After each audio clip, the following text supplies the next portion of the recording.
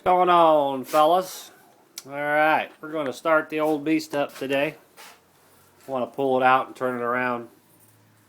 I might leave it up in the front there, but we're going to do a cold start. You know, you've probably never seen one of those, right? Only about 1 billion of those on YouTube. I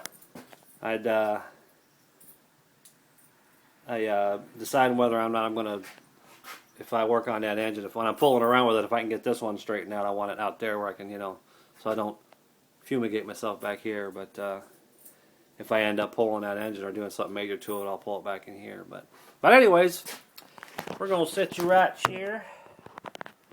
Make sure you got a decent view. That's pretty cool. That's probably pretty good. There we go. And let's see what happens. So listen to the crackle and the popping. And all that smoky glory.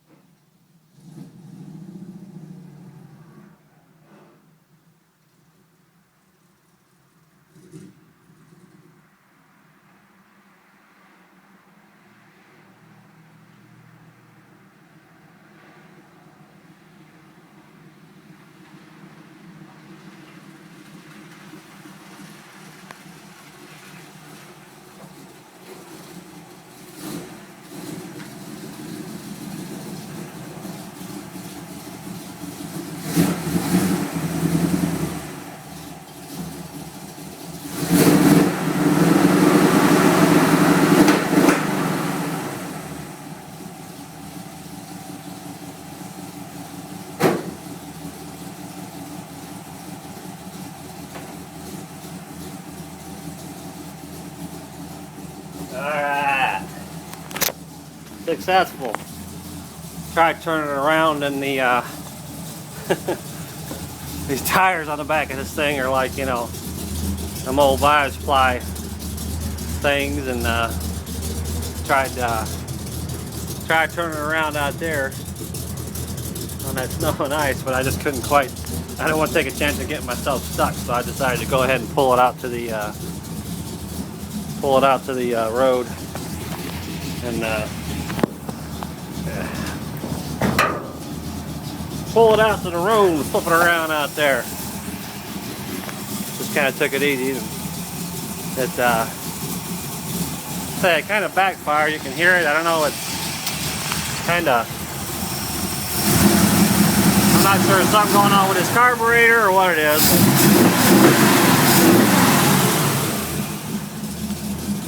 Got a little bit of fumes.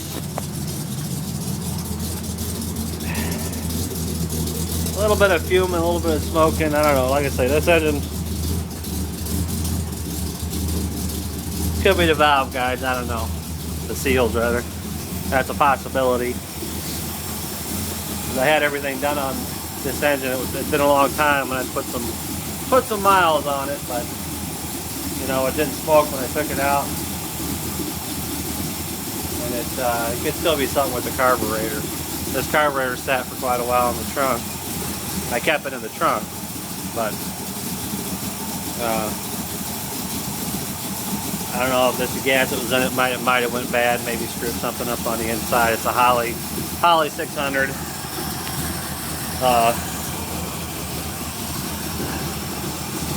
I'm also thinking that intake that's in there, it's a Wien, it's that single plane high rise. And this is a smaller engine. It's got the stock 305 heads on it and everything. I just changed the cam in it. It's got the stock 305 heads, and I'm thinking maybe that intake might be too much for it. Because that other engine I had, and it had like some, I did some work on the heads and stuff. And you know, it's just a 350, so it's going to be able to take a little bit more, take a different kind of intake.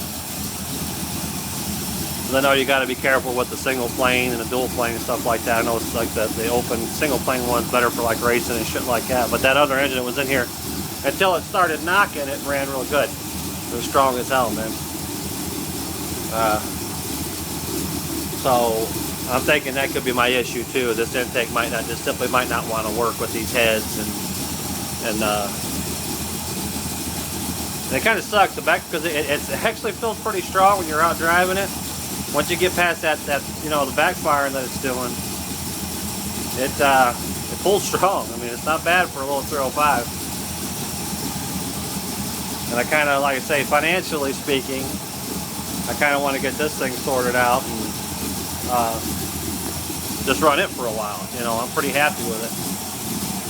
You know, the power that I can get, and it's not even running right too. And that's the thing too. It's got pretty decent power, and it's not even running correct. And I tell you, it pulled pretty decent, not bad. But I got to get past that pop in there. I don't know if it's the timing might be off a little bit. My timing light broke on me when I put the engine in, so I just kind of like eyed it up, and I haven't actually put my light on it. I got another, or actually I got my light working. There was something with the inductor, the connection that goes around the plug kind of got screwed up, and I kind of played around with it and got it working again. But that's what I'd like to do. You know, I mean, obviously I'd like to have another like a 383 in here is what I really want, tunnel ramp. But the old bank account's not going to allow that for a while. So I'm thinking my other option would be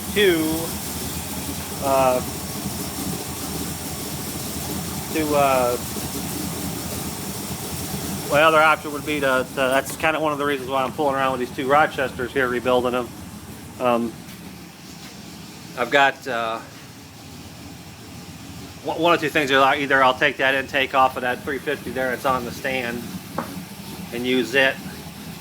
But my brother has a couple old Chevys, and the one has an older style intake, which I'd kind of like to keep. He's got a couple Quadrajet intakes that I might snag one off. It's a couple old cars that he planned on doing something with, and ended up not doing anything with them. But anyways, that's where we're at right now. Got a nice low B sound there. I don't know if you can hear it very well with this phone here, but listen to her. Putting off a little. Some of that, most of that's kind of a little bit fumey. I'm thinking it might be something. It almost seems like it's something fuel related.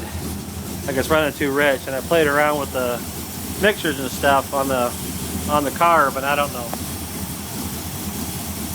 I actually have never. I fucked around with, pardon my French, screwed around with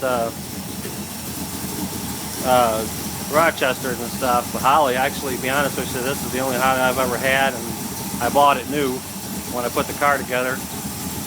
Threw it on there. So I don't know if maybe, you know, maybe the carb's screwing up. And I thought about throwing a Rochester, building it, putting it on here, and putting one of them adapters